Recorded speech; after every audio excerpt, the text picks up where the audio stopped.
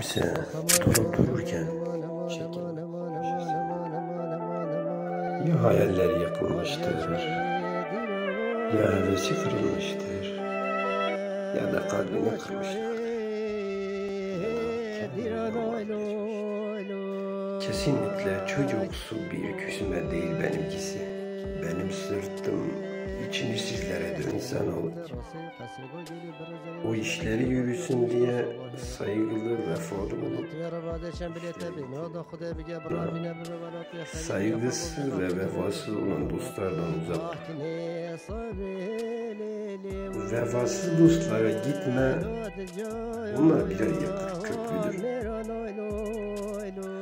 Vefasız dost yol kararınca hoşça kal diyendir. Her zaman sadık arkadaşlar edin, gölgelerinde yaşarsın. Bana sorarsan dostluk mantar yemeği gibidir. Zehirli ve zehirsiz olup olmadığı ancak yendikten sonra belli oluyor. Şimdi şöyle düşündüğünüzde en büyük düşmanınız en iyi arkadaşınız olur. Altından kupa da olsa kuru çeşmede suyu dolduramazsın. Sen kısaklara dayandın.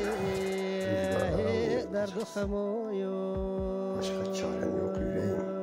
Dosta düşmana karşı dimdik ayakta duracağız. Dokunsalar dökülüyor kalbim. Özetle budur hali. ويلان مدين كل ليلو برد شموع